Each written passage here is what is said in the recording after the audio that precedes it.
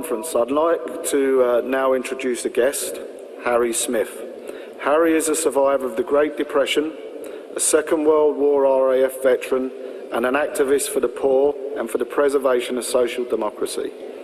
He has authored numerous books about Britain during the Great Depression, the Second World War, and post-war austerity. Harry, if you'd like to come to the stage.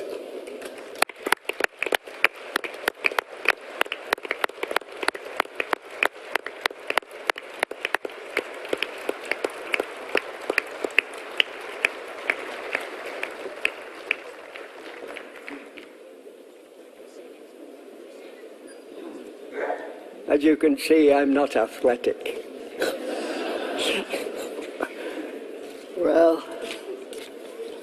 I came into this world in the rough and ready year of 1923.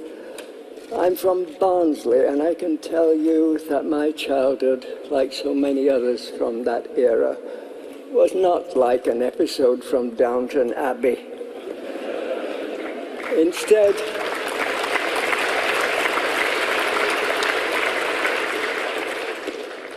it was a barbarous time. It was a bleak time, and it was an uncivilized time, because public health care didn't exist.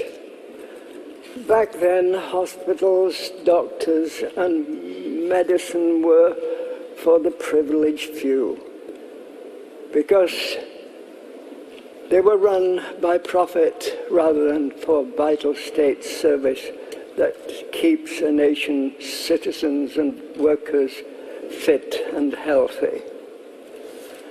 My memories stretch back almost 100 years, and if I close my eyes, I can smell the poverty that oozes from the dusky tenement streets of my boyhood. I can taste on my lips the bread and drippings that I was served for my tea. I can remember extreme hunger and my parents' undying love for me. In my heart, I can still feel my mum and dad's desperation as they tried to keep our family safe and healthy in the slum we called home. Poor Mum and Dad, no matter how hard they tried to protect me and my sisters, the cards were stacked against them, because common disease controlled our neighborhood and snuffed out life like a cold breath on a warm candle's flame. I still remember hearing, while I played as a child on my front step, the anguished cries that floated from a nearby neighbor's window. They were the screams from a woman dying from cancer who couldn't afford morphine to ease her passage from this life.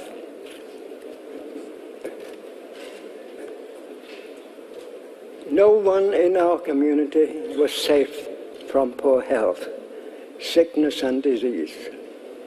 In our home, TB came for my eldest sister, Marion.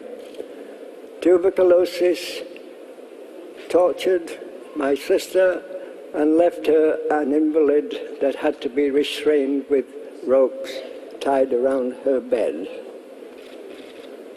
My parents did everything in their power to keep Marion alive and comfortable, but they just didn't have the dosh to get her the best clinics, find her the best doctors, or the right medicines.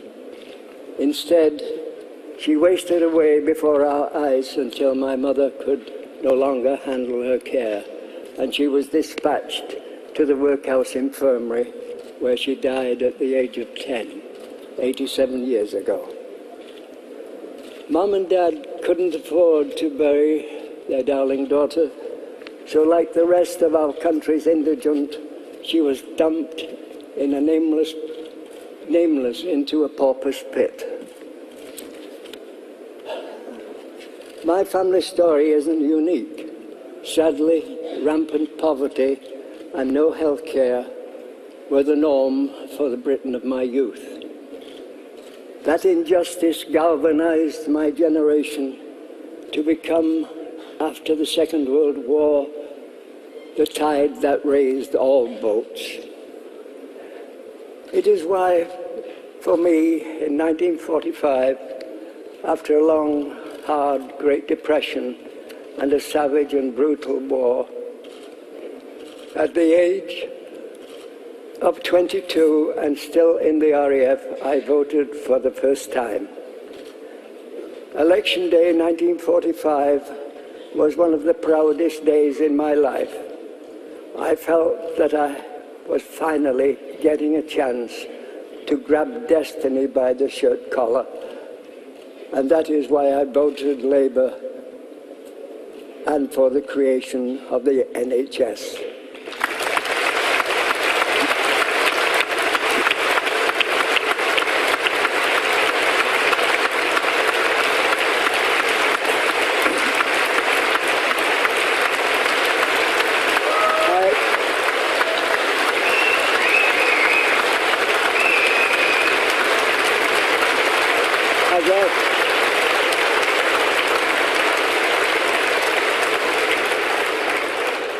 As I stand here today, my heart is with all those people from my generation who didn't make it past childhood, didn't get an education, grow as individuals, marry, raise a family, and enjoy the fruits of retirement, because they died needlessly and too early in another era of austerity. But my heart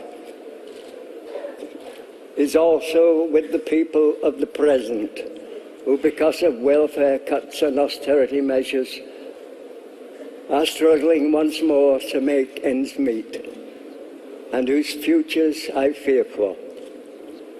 Today, we must be vigilant, we must be vocal, we must demand that the NHS will always remain an institution for the people and by the people. We must never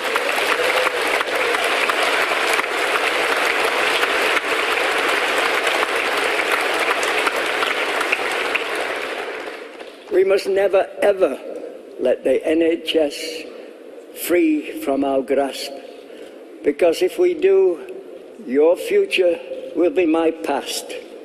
I am not a politician, a member of the elite, or a financial guru, but my life is your history, and we should keep it that way.